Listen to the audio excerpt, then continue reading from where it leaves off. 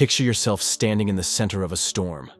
Words fly like daggers through the air, faces twist in anger, and every heartbeat dares you to react. You can feel it. The tightening of your chest, the heat rising to your face. You are seconds away from drawing your sword, your words, and striking back. But in that moment, a deeper instinct awakens. A whisper inside you says, "Don't." You've already won if you refuse to play their game.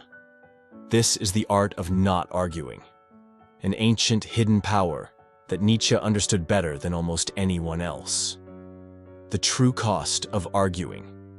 When you argue, you think you're fighting for truth, but most of the time, you're fighting for something far smaller. Your ego. The need to be right. The need to defend your identity. The desperate clawing to prove you are not weak, not wrong, not inferior. But here's the cruel trick. The moment you are provoked into defending yourself, you have already surrendered your power. You have let the outside world dictate your internal state. You have allowed another to pull you into their chaos. Nietzsche saw this clearly. He wrote not for the masses, but for those few daring souls ready to walk the higher path.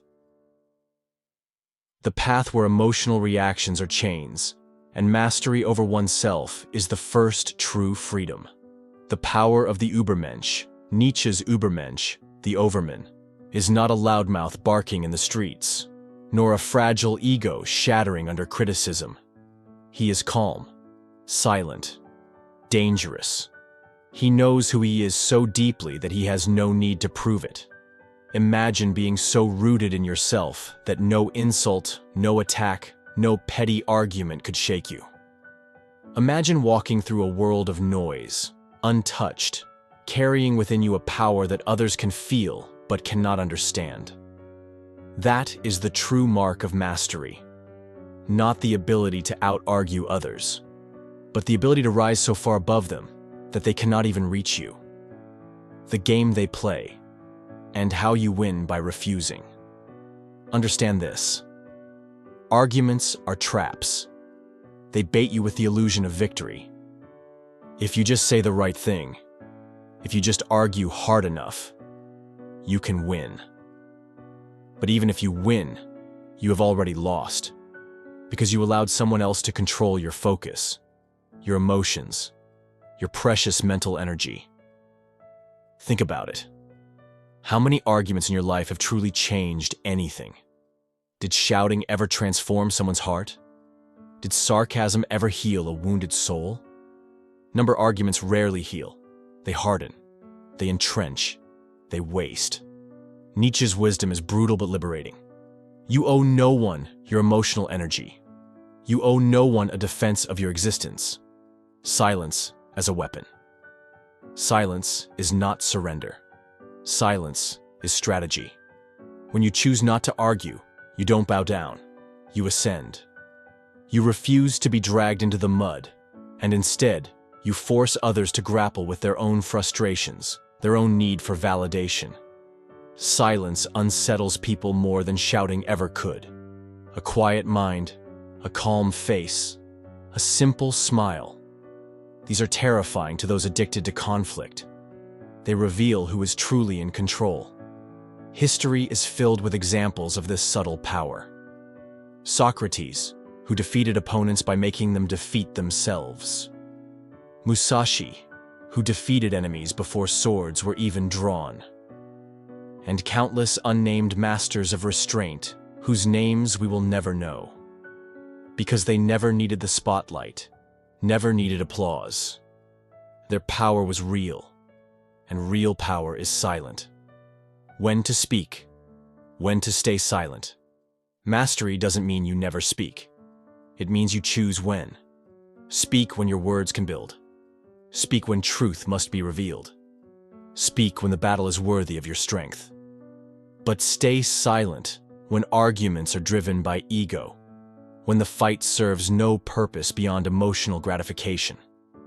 Stay silent when the energy you would spend could be better invested in your dreams, your art, your growth. Every moment you waste in meaningless argument is a moment stolen from your future greatness. Modern proof of ancient wisdom. Modern psychology only proves what Nietzsche intuited. When people feel attacked, they stop thinking. They don't hear your arguments. They hear threats. Their minds close. Their hearts armor up. You could be a genius wielding the sharpest logic in the world. It won't matter. When emotion takes over, reason disappears. Thus, those who argue lose twice. Once by wasting their breath, and once by revealing they can be manipulated emotionally.